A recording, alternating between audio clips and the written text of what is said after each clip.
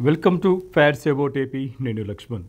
ఆంధ్రప్రదేశ్ ఇప్పుడు ఉద్యమాంధ్రాన్ని తలపిస్తుంది. ఇప్పటికే అంగన్వాడీలు, ఆశా వర్కర్లు రోడ్డెక్కి వారి ఉద్యోగపరంగా ఉన్న సమస్యలను వాళ్ళకి ఇచ్చిన ఏదైతే జగన్మోహన్ రెడ్డి పాదయాత్రలు ఇచ్చిన హామీ మేరకు కావాల్సిన ఏదైతే ఆయన ఇచ్చిన హామీలు నెరవేర్చాలి, ఆ నెరవేర్చే దిశగా ప్రభుత్వం అడుగులు వేయాలని చెప్పి గత 4 సంవత్సరాలుగా వినతి పత్రాలు అందజేస్తున్న జగన్మోహన్ రెడ్డి ప్రభుత్వం పెడచెవిని పెట్టింది. ఇప్పుడు రోడ్డెక్కి నిరసన వ్యక్తం చేస్తున్న అంగన్వాడీలు నిర్విరామంగా వారు సమ్మెబాట బట్టి ధర్నాలు వివిధ రూపాల్లో నిరసన వ్యక్తం చేస్తున్న క్రమం ఈ రోజుకి 10 రోజులు జరిగింది. మరోవైపు సమగ్ర శిక్ష అభియాన్ వాళ్ళు కూడా ఉద్యోగులు రోడ్డెక్కిన పరిస్థితి కనిపిస్తుంది. దాదాపు 13 జిల్లాల్లో సమగ్ర శిక్ష అభియాన్ ఉద్యోగులందరూ రోడ్డు మీదకి వచ్చి నిరసన వ్యక్తం చేస్తున్నారు. కలెక్టర్లకు వినతి పత్రం అందజేస్తున్న పరిస్థితి కనిపిస్తుంది. దాదాపు 4 సంవత్సరాలుగా వాళ్ళు వినతి పత్రాలు అందజేస్తూనే ఉన్నారు కలెక్టర్కి. వాళ్ళని విద్యాశాఖలో కలిపి పూర్తిగా రెగ్యులరైజేషన్ చేయాలి, వాళ్ళని పర్మనెంట్ ఉద్యోగులుగా గుర్తించి వారికి వేతనాలని సరైన సమాన వేతనాలు అందించాలని డిమాండ్స్ అయితే పెద్ద ఎత్తున వినిపిస్తున్నాయి.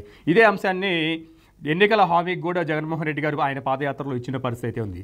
ఆయన పాదయాత్ర చేస్తుండగా ఈ సమగ్ర శిక్ష అభియాన్ ఉద్యోగులందరూ వెళ్ళి ఆయన కలిసి వినతి పత్రం అందించారు.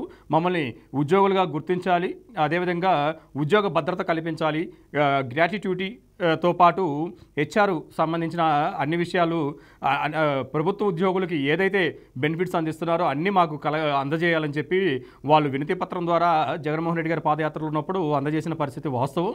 ఆయన కూడా హామీ ఇచ్చాడు, వచ్చిన కొద్ది రోజుల్లోనే మీ సమస్యకు పరిష్కారం చూపిస్తామని చెప్పి ఆయన చెప్పిన పరిస్థితి అయితే ఉంది. కానీ నేటికి ఆ హామీగానే కాగితాల్లో ఉంది తప్ప అది నెరవేరలేదు.